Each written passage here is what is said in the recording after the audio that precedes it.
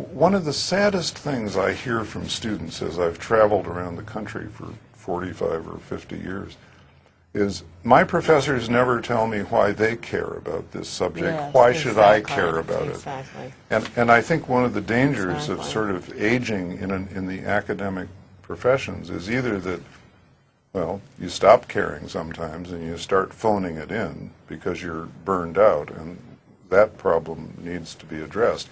But more often than that, maybe we still care, but we forget to tell people that we care and why we care. Yes. We've been doing it so long that we Yes. just sort of skip Yes. over that Yes. step. Yes. And we don't realize that here's a new community of students Yes. that needs to hear from us afresh and anew Right. about why this is important. Right. And in every interaction I have with my students, I need to reinforce that passion when the opportunity Yes, arises. exactly. Quick story. Years ago when I was a visiting professor, which I've done every now and then just to Yes. keep current with what's happening among the students, a student raised his hand at the end of something I said and asked that classic question. He said, "Will that be on the test?" Yes. Yes. And I remember looking at him and saying, "You're fired." And he said, "I beg your pardon?" I said, "You're fired." I said, "If I let you get away with that, it would be like encouraging you to go to your first job after college. The boss gives you an assignment, and you look at him or her and say, 'Do I have to take that seriously, or can I just blow it off?' Yes, And exactly. if you did that, what would happen? What would the boss say to you? You're fired. You're fired." You got it. So I said, this is my life. You're now living inside Yes. my life. Yes. I take this stuff very, very seriously. I want you to take it seriously too. This is not a game. And what I say in here, I mean, and I say it to a purpose. And Sure.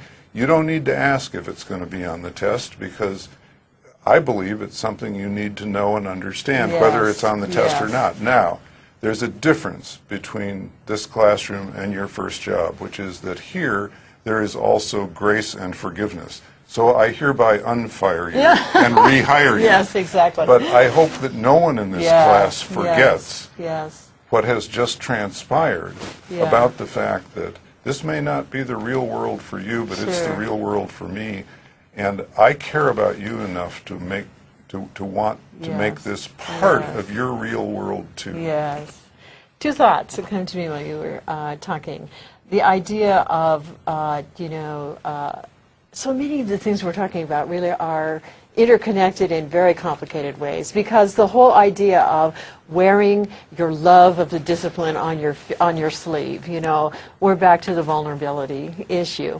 And the other issue about power that I always try to sort of needle faculty with just a little bit is that, yes, you have all these powers. You get to decide what students are going to learn, how they're going to learn it.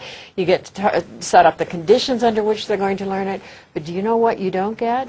You can't guarantee that students are going to learn it. Right. Because at some point the teacher's responsibility ends. You cannot learn anything for a student. So despite the fact that we sort of trick ourselves into thinking we've got this enormous power, we're powerless to guarantee what education is all about. Right. Yes. Absolutely. There's this Yes. sort of tragic dimension. Yes, there is. What we most want for our students, as for those of us who are parents, what we most want for our children is not something we can guarantee. Yes, absolutely.